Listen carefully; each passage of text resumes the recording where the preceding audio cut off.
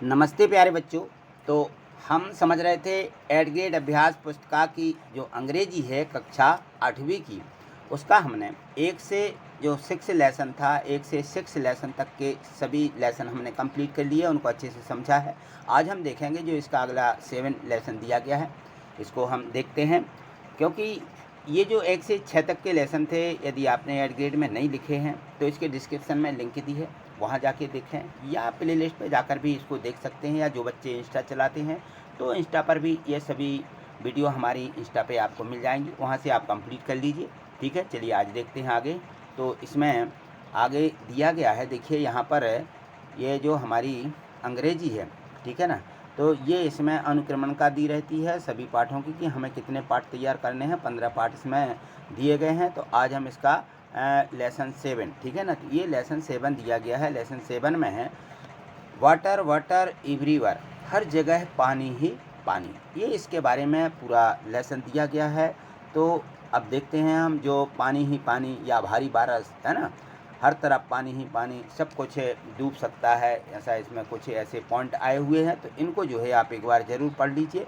आज हम देखेंगे जो इसकी पार्ट 1 की शुरुआत जो होती है यहाँ से कि मल्टीपल चॉइस क्वेश्चन। यहाँ कुछ इस प्रकार के क्वेश्चन दिए रहते हैं जो बहुविकल्पीय प्रश्न कहलाते हैं। यानी कोई एक प्रश्न दिया है, उसके 4 ऑप्शन दिए हैं, उनमें से कोई एक सही है, उस सही ऑप्शन को हमें क्या करना पड़ता है, यहाँ पे चुनना पड़ता है ना।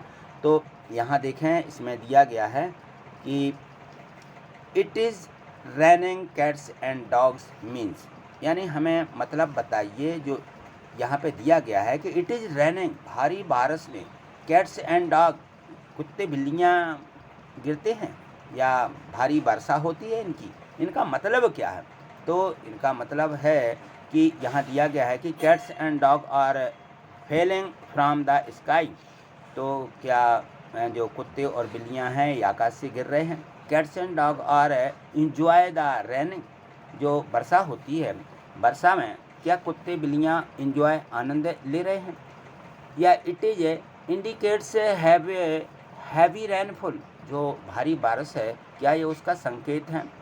या फिर cats and dog are afraid of rainfall, या हम कुत्ते और बिल्लियों को क्या वर्षा से डर लगता है। तो इस प्रकार से इसमें दिया गया है। तो ये जो कुत्ते और बिल्लियां हैं वर्षा में गिर नहीं रहे हैं, ये सारी चीज़ें हैं, वो जो है इट इंडिकेट हैव रेनफॉल, जो भारी बारिश है उसका ये क्या दे रहे हैं, एक संकेत दे रहे हैं कि अब जो है भारी बारिश होने वाली है। ठीक है, तो इसमें हम जो दिया गया है इसका तीसरा ये सही है और हम इसको यहाँ पे भर लेंगे। ठीक है, आगे देखिए क्वेश्चन 2 दिया गया है कि which of the following it not a desire.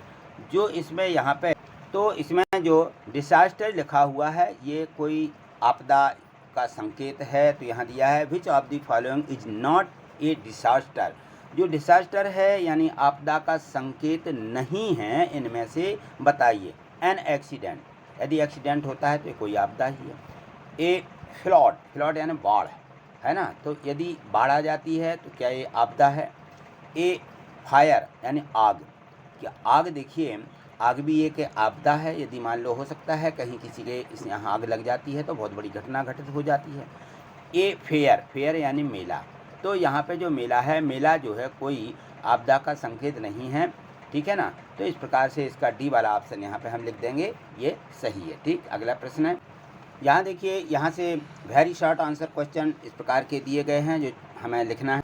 यहाँ लिखा हुआ है answer the following question in 1 और 2 वर्ड्स, 1 या 2 शब्दों में ही उत्तर देना है। तो यहाँ देखिए क्वेश्चन 3 दिया है कि are the flood caused by natural force only, जो प्राकृतिक फोर्स यानी प्राकृतिक शक्तियाँ हैं मात्र वे ही फ्लोड का कारण बनती हैं, या जो फ्लोड है कारण। आर द फ्लोड्स केस्ड, क्या जो प्राकृतिक शक्तियाँ हैं उनसे ही बाढ़ आती है, ऐसा कह सकते हैं। ठीक है, तो देखिए जो प्राकृतिक शक्तियाँ हैं उनके कारण ही नहीं आती, तो हम यहाँ लिख देंगे no the floods are not caused by the natural force only, प्राकृतिक शक्तियाँ ही इसकी उत्तरदायी नहीं हैं, या जो बाढ़ का कारण है केवल प्राकृतिक शक्तियों के कारण ही बाढ़ नहीं आती है, अन्य भी कारण होते हैं। ठीक है ना। क्वेश्चन 4 देखिए यहाँ पे दिया गया है। क्वेश्चन 4 देखिए, इसमें है कि who discuss the केस्ड and effect of flood with the student, जो बाढ़ के कारण हैं या बाढ़ के जो प्रभाव हैं उन तो स्टूडेंट से हु डिस्कस, कौन डिस्कस करता है या कौन बताता है, ठीक है ना। तो जो स्कूल हैं, स्कूलों में हमने देखा है कि जो हेडमास्टर रहते हैं और हर एक स्कूल में बाढ़ के का मतलब जो बाढ़ आती है तो उन सभी कारणों को बताते हैं। तो हम यहाँ लिख देंगे कि headmaster of the village school, जो गांव के जो स्कूल हैं उनको यहाँ पर हेडमास्टर जो है इसके बारे में चर्चा करते रहते हैं, तो बच्चों को भी इसके माध्यम से पता चल जाता है। क्वेश्चन 5 देखिए, इसमें दिया गया है कि are the flood caused by light rainfall और वाई हैवी रेनफॉल, जो भारी वर्षा है उसी के कारण ही क्या बाढ़ आती है, या बाई लाइट रेनफॉल, या जो हल्की वर्षा है उससे भी बाढ़ आती है। तो अपन लोगों ने देखा है कि जब हैवी रेनफॉल यानी बहुत ज़्यादा पानी बरसता है ना, तभी बाढ़ आती है। तो हम लिख देंगे कि the flood are caused by heavy rainfall. Heavy rainfall यानी बहुत वर्षा होती है ना, तो इस केस में ही फ्लड आती है यानी बाढ़ होती है, या ज़्यादातर पानी भर जाता है, आपदा की संगदा बन जाती है ना, तो आपदा भी इसमें आ जाती है। यहाँ देखिए क्वेश्चन 6 दिया गया है, इसमें है इन circle the odd word, odd word जो अलग शब्द होते हैं, एंड राइट, जो इसमें अलग शब्द हैं उन पर गोला लगाइए, ठीक है ना, या उसको यहाँ पे लिख दीजिए, ठीक है। तो यहाँ देखिए, यहाँ पे लिखा हुआ है, तो ये जो बीमारियाँ लिखी हुई हैं, तो हम यहाँ पे देखें तो इसमें लिखा हुआ है चोलेरा, यानी जो हैजा फैलता है ना उसको चलेरा बोलते हैं। मलेरिया, मलेरिया तो आप जानते ही हैं, ठीक है ना, और डायरिया, डायरिया भी होता है। इलनेस, सर्दी जुकाम जो होते हैं। तो अब हमें इसमें से अलग छांटना है, ऑड वर्ड इसमें से अलग कौन सा है। तो हम देखते हैं कि जो चलेरा होता है यानी जो हैजा होता है, ये मतलब एक अंदर पानी के कारण ये बीमारी फैलती है, और यहाँ पे मलेरिया या मच्छर के काटने से होता है, डायरिया या भी दूषित पानी से होता है, यानी ये बीमारी जो है यहाँ पे लगने वाली है। इलनेस, सर्दी जुकाम भी जब हम कोई ऐसी चीज़ें खा लेते हैं तो हमें सर्दी जुकाम होता है। तो मलेरिया जो है यह मच्छर के काटने से होता है, ये यहाँ पे शब्द अलग है, ठीक है। तो हम यहाँ लिख देंगे मलेरिया, ठीक। अगला क्वेश्चन देखिए 7 जो यहाँ पे दिया गया है, इसमें दिया है, यहाँ से शॉर्ट आंसर क्वेश्चन दिए गए हैं।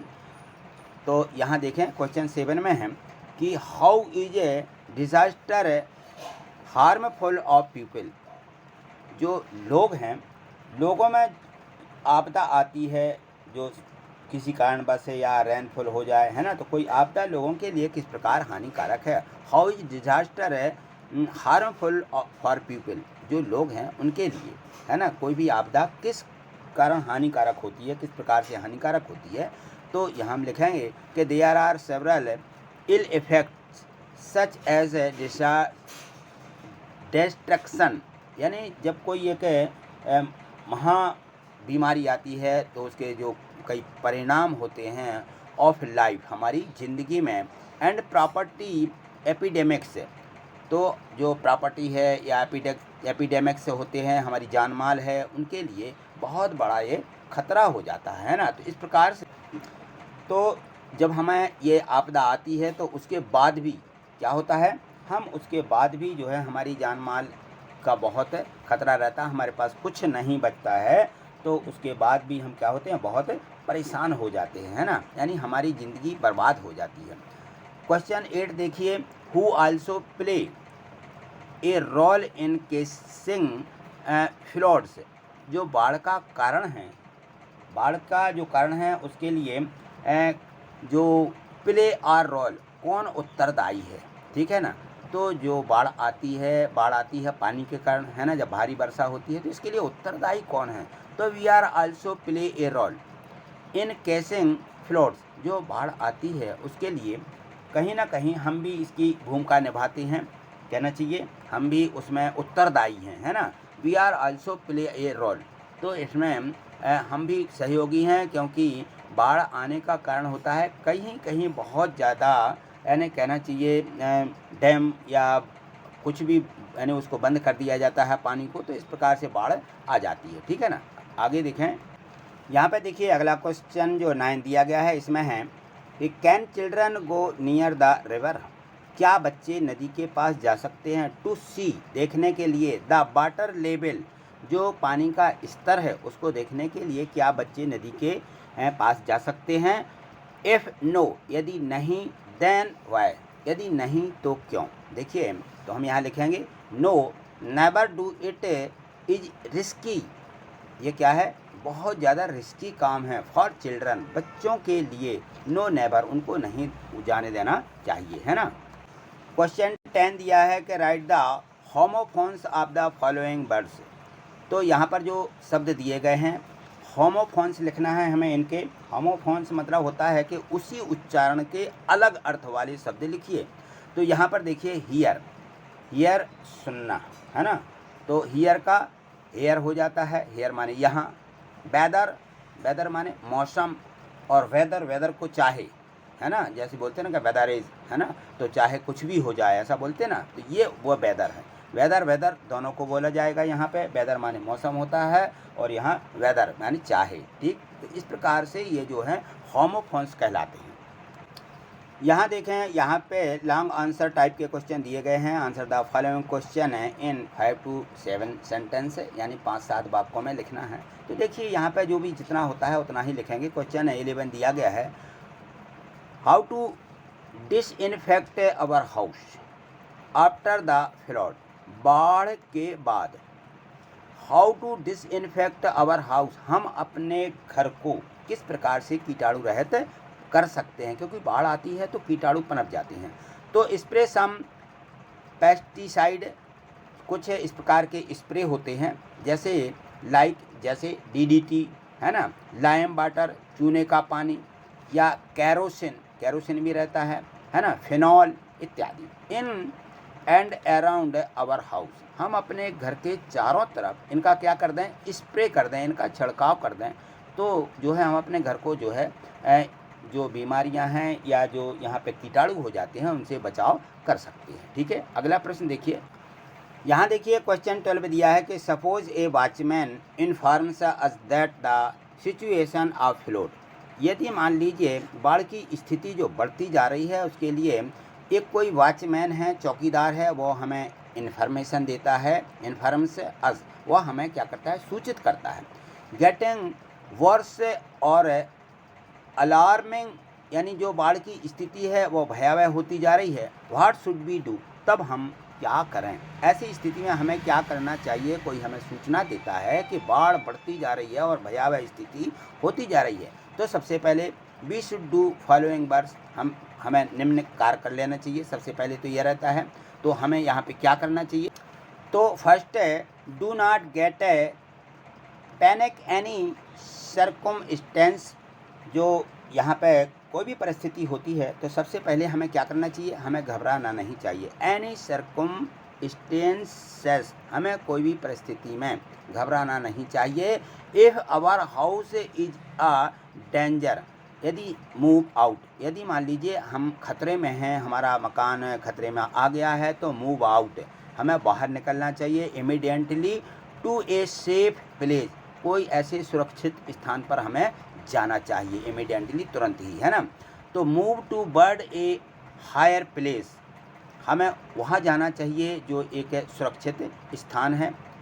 फिर हम यहाँ पे चौथे में लिख दें कि फ्री ऑल ऑफ कैटल्स, जो हमारे मवेशी हैं उनको फ्री कर देना चाहिए, क्योंकि मवेशी जो रहते हैं, कोई गाय, कुत्ता, भैंस इत्यादि पालते हैं, बकरी, है ना, तो उनको हमें क्या कर देना चाहिए, हमें फ्री कर देना चाहिए, यानी हमें उसको बंधे हैं तो छोड़ देना चाहिए। एंड ट्राई टू टेक, और उनको ले जाने की कोशिश करना चाहिए। देन टू सेफ प्लेस, जो हमारा अच्छा सुरक्षित स्थान है ना, उस जगह पे हमें इनको ले जाना चाहिए, सुरक्षित स्थान पर, ठीक। इस प्रकार से हमें करना चाहिए। और यहाँ देखें तो यहाँ पे दिया है 5वें में, इसमें देखिए हमें ये मेन पॉइंट दिया गया है कि टेक सम इटेबल फूड, हमें अपने जो खाने योग्य वस्तुएं रहती हैं उनको ले लेना चाहिए।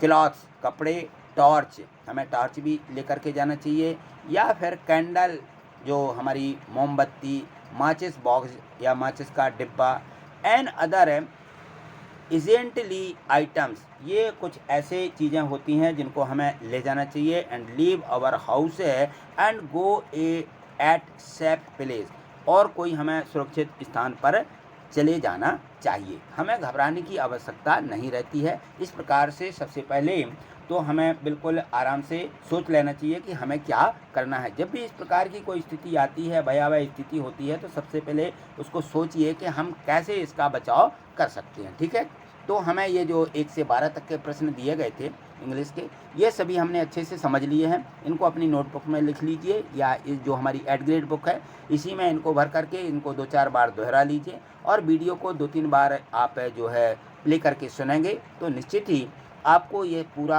जो लेसन दिया गया है अच्छे से समझ में भी आ जाएगा, और परीक्षा में के लिए आपकी तैयारी भी हो जाएगी। ठीक है, तो आज इतना ही, मिलते हैं अगली वीडियो के माध्यम से। थैंक यू, धन्यवाद।